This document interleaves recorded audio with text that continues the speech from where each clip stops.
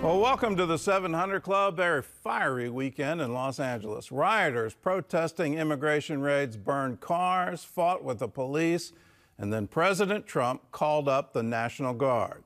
California's Governor Newsom railed against the president's move. He claims it's only increasing the cycle of violence. Dale Hurd reports. President Trump called up National Guard troops in response to protests that turned violent over the weekend. Last night, those protests continued.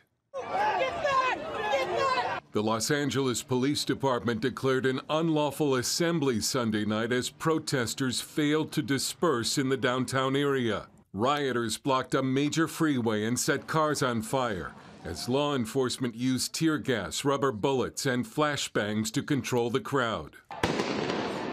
Protesters launched fireworks toward police. We had individuals out there shooting commercial-grade fireworks at our officers. That can kill you. And we have adapted our tactics to be able to have a chance to be able to take these people into custody and to be able to hold them accountable. L.A. Chief Jim McDonnell called the violence disgusting. We are overwhelmed. President Trump says he's not ruled out Defense Secretary Pete Hegseth's suggestion of mobilizing active duty Marines if the clashes continue. We see danger to our country and to our citizens, and we'll be very, very strong in terms of law and order. California Governor Gavin Newsom blamed Trump for the riots. Donald Trump has created the conditions you see on your TV tonight. He's exacerbated the conditions ever since he announced he was taking over the National Guard. An illegal act, an immoral act, an unconstitutional act. Newsom also took aim at Trump immigration czar Tom Homan on X. Trump's border czar is threatening to arrest me for speaking out. Come and get me, tough guy. Republicans in Washington defended the president's decision. Do you have any problem or any concerns about the president sending in the National Guard to a place where local authorities say that they're not needed and could be harmful? I have no concern about that at all. I think the president did exactly what he needed to do. President Trump is putting the safety of the communities that are being impacted by these riots and by these protests that have turned violent. And he's putting the safety of our law enforcement officers first. Meanwhile, Kilmar Abrego Garcia, whose controversial deportation earlier this year sparked a Supreme Court order to facilitate his return, is now back on U.S. soil. He faces federal charges of alien smuggling and conspiracy. Dale Hurd, CBN News. It's like our politics has turned into the WWE, where politicians are threatening each other with arrest, and they're saying, well, just bring it. And, you know, it should not be. We're the leader of the free world, and you have this kind of thing happening between a governor of a state and a president. It just absolutely makes no sense to me. We're going to learn some Latin over the coming weeks. The Posse Comitatus is an act passed where the federal government can't call out the army against its own citizens. But there are emergency workarounds, if you will, for that bill, and then calling up the National Guard. When I look at the situation where you have burning police cars and freeways being blocked and police being pelted with rocks and that kind of thing, and it doesn't seem to be being contained, okay, do you need extra forces on the ground? It seems clear to me you do.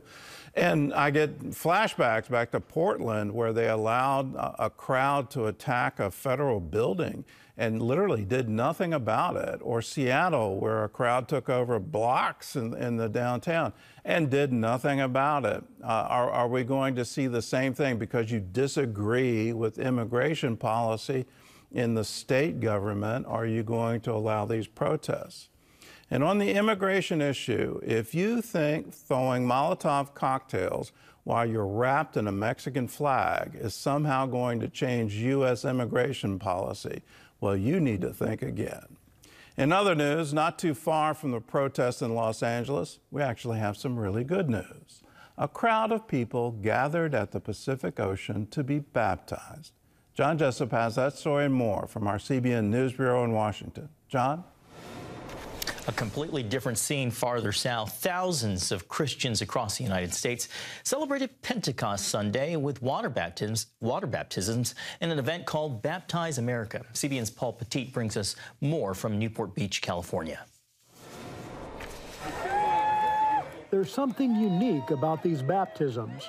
Just felt like God was there and just amazing. And it's not just due to their location or commemoration of Pentecost Sunday. It's because scores of water baptisms are happening simultaneously nationwide. The prayer of Jesus in John was that we would become one.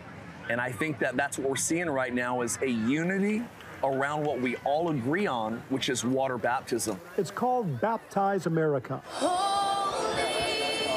More than 27,000 people took the plunge, with more than 650 churches taking part. We're seeing every single state is represented, hundreds of churches in some states. This event grew out of Baptize, California, which started 2 years ago with 4,000 baptisms.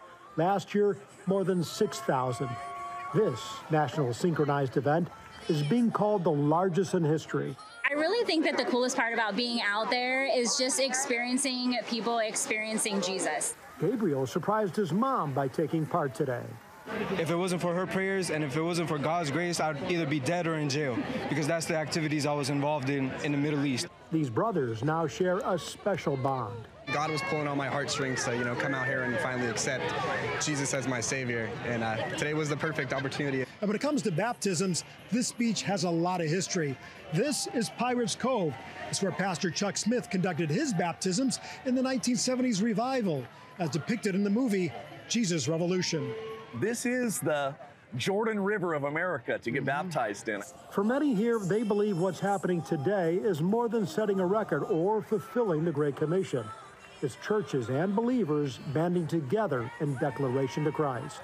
It's just getting started. Our belief is that what happens at this beach will go to the ends of the earth. In Newport Beach, California, Paul Petit, CBN News. Paul. Well, 1 week after the attack on Jewish protesters in Boulder, Colorado, hundreds turned out to advocate for the hostages in Gaza. The Boulder Jewish Festival is an annual event that's been held for 30 years. This year, organizers redirected the focus to highlight the stories of the more than 50 hostages still held by Hamas. They made the change after the June 1st attack by a man who threw Molotov cocktails at Jewish demonstrators calling for the hostages' release. About 15 people were wounded, and the suspect now faces federal hate crimes charges. Members of Boulder's Jewish community said they'll continue standing up against anti-Semitism and on behalf of those in captivity. We're not going anywhere. We're here to stay. Jews in general are here to stay, and we're here to stand up for what's right. So it's essential. It's essential that we show that we don't back down from anti-Semitism, and so we were going to walk again no matter what. And to the war in Gaza, the Israel Defense Forces discovered a Hamas command center under a European hospital in the city of Khan Yunis, along with the body of the terror group's leader, Mohammed Sinwar, who was killed in an airstrike last month. And meanwhile, over the weekend, the Gaza Humanitarian Foundation says it shipped more than 1 million meals into the territory. CBN's Chris Mitchell reports from Jerusalem. On Sunday, the Gaza Humanitarian Foundation distributed 1.6 million meals, totaling more than 10 million since its operation began. In an interview with CBN News, GHF Executive Chairman Reverend Johnny Moore stated its prime mission. It's really simple. Feed Gazans. That's the mission. That's all we're there to do, and our goal is to do it efficiently, to do it safely, to help as many people as we possibly can. Moore says the response from Gaza's civilians has been overwhelming. As an American, one of the things that's just so encouraging to me is Gazans spontaneously saying, "Thank you, America. Thank you, President Trump. Thank you to the United States."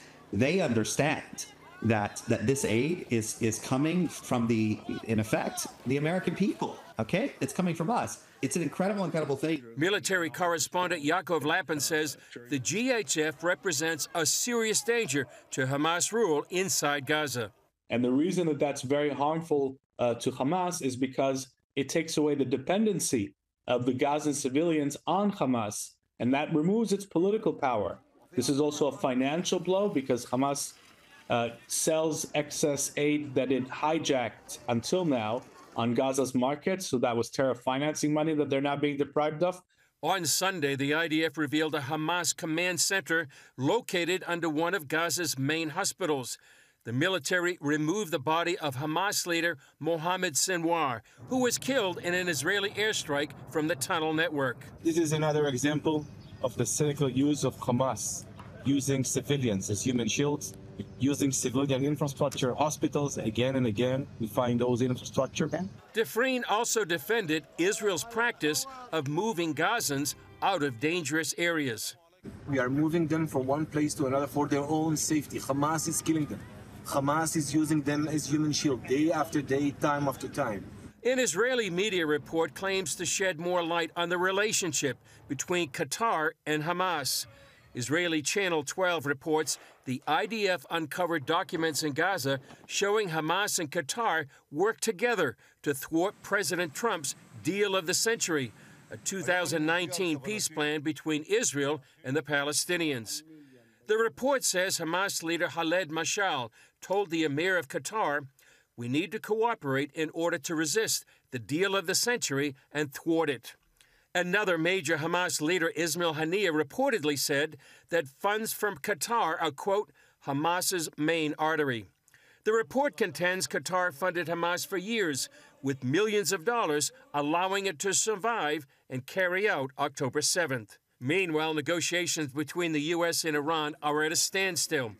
Texas Congressman Michael McCall says he met recently in Israel with Prime Minister Benjamin Netanyahu. There's no question in my mind coming out of that meeting what Mr. Netanyahu's intentions are, and that is to strike Iran when the negotiations go bad. The question is going to be, what will be the United States' role? The breakdown in talks hinges on Iran's insistence that it can continue enriching uranium, while President Trump says they can't. Chris Mitchell, CBN News, Jerusalem. Thank you, Chris. Gordon, back over to you. Well, let's pray for peace in Gaza. Finally, we're seeing reports that the Gaza Humanitarian Foundation is able to distribute humanitarian aid, food, but the basics of life to the people, the Gazans, to the Palestinians who live in Gaza. That is a wonderful change. Hamas has been stealing it, then selling it to its own population in order to have the funds to go out and get more rockets and more weapons and attack Israel. That has been their absolute goal. They've announced it in their charter. They want to wipe Israel off the map. I still am puzzled why Western media doesn't wake up to what's happening. The BBC just doubled down on their false reports about what Israel is doing. They're claiming genocide again. They're claiming war crimes. They're doing all of this incitement in their media. I don't understand their end goal.